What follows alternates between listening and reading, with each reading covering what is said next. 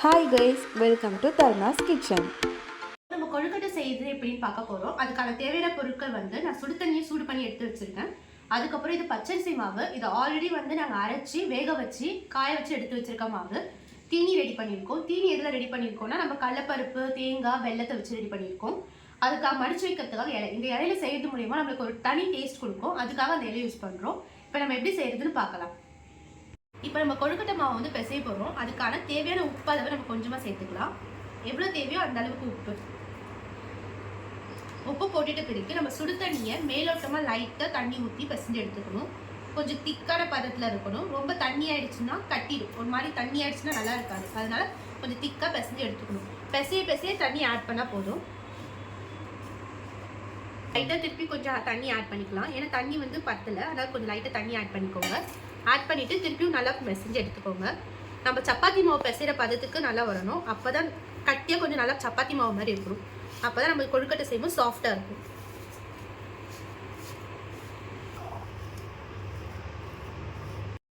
இப்போ பார்த்தீங்கன்னா நல்லா சப்பாத்தி மாவு பதத்துக்கு வந்துடுச்சு.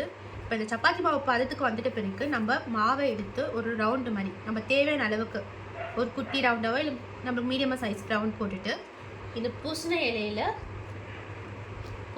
நம்ம இந்த ரவுண்டை வச்சு ரவுண்டாக நம்ம தட்டிக்கணும்.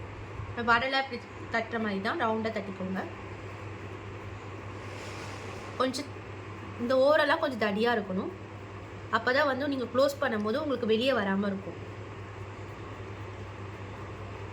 நீங்கள் இந்த ரவுண்டாக இந்த மாதிரி தட்டிட்டு நம்ம செஞ்சு வச்சிருக்க பூர்ணையை லைட்டாக வச்சுக்கோங்க. வெளியே வராத அளவுக்கு வச்சுட்டு இதை அப்படியே நீங்கள் க்ளோஸ் பண்ணிக்கோங்க.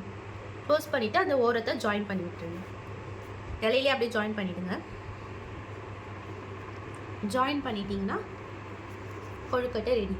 இதை வந்து நம்ம அப்படியே நம்மளை குக்கரில் வச்சு வேக வச்சுக்க வேண்டியதான்.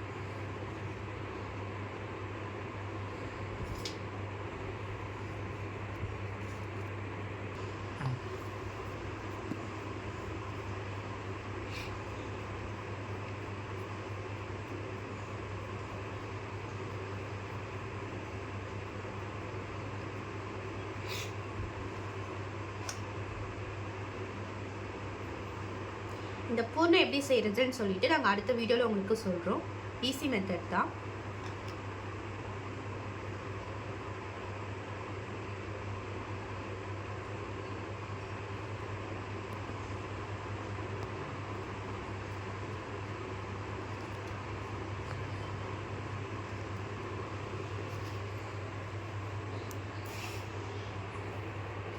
இப்போ நம்ம எல்லாத்தையும் மடிச்சு இந்த மாதிரி ரெடி பண்ணி வச்சாச்சு.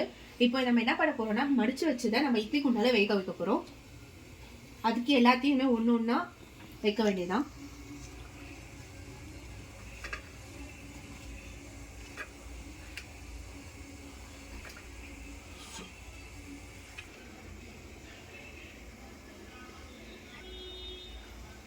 ஓகே, இப்போ நம்ம வந்து எல்லாத்தையும் இந்த மாதிரி அடுக்கி வச்சுட்ட பிறகு நம்ம எப்பவுமே இட்லி அவிக்கிற மாதிரி இதை இட்லியை மூடி வச்சுட்டு ஒரு 10 to 15 மினிட்ஸ் வரைக்கும் நம்ம இதை வேக வைக்கணும். வெந்த உடனே நம்ம எடுத்து சாப்பிடலாம். ஓகே, இப்போ 15 மினிட்ஸ் ஆயிடுச்சு. நம்ம இதை க்ளோஸ் பண்ணி 15 மினிட்ஸ்க்கு அப்புறம் வெந்திருக்கான்னு செக் பண்ணிக்கலாம். ஓகே, நல்லாவே வெந்திருக்கு. இந்த மாதிரி ஒட்டாமல் இருந்ததுன்னா வெந்துச்சுன்னு அர்த்தம். நல்லாவே வெந்திருக்கு. ஸோ இப்போ நம்ம ஆஃப் பண்ணிவிட்டு நம்ம எடுத்து டேஸ்ட் பார்த்துடலாம். இப்போ ரெடி ஆகிடுச்சு. ரெடியானதை வந்து இப்போ நம்ம ஓப்பன் பண்ணி எப்படி இருக்குன்னு பார்த்துக்கலாம். பார்த்தீங்களா எவ்வளோ அழகாக வந்து எதுவுமே வெளியே வராமல் எல்லாமே ஃபுல்ஃபில்லாக இருக்குது. இப்போ இந்த இலையில வச்சு இந்த சாப்பிட்றதுனால இதோட டேஸ்ட், இந்த இலையில இருக்க டேஸ்ட்டில் இப்போ இதில் இறங்கியிருக்கும். அதனால டேஸ்ட் இன்னும் சூப்பராக இருக்கும். எல்லாருமே சாப்பிட்டு டேஸ்ட் பண்ணி பாருங்கள்.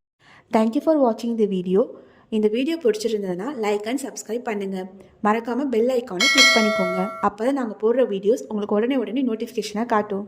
தேங்க்யூ. Bye bye.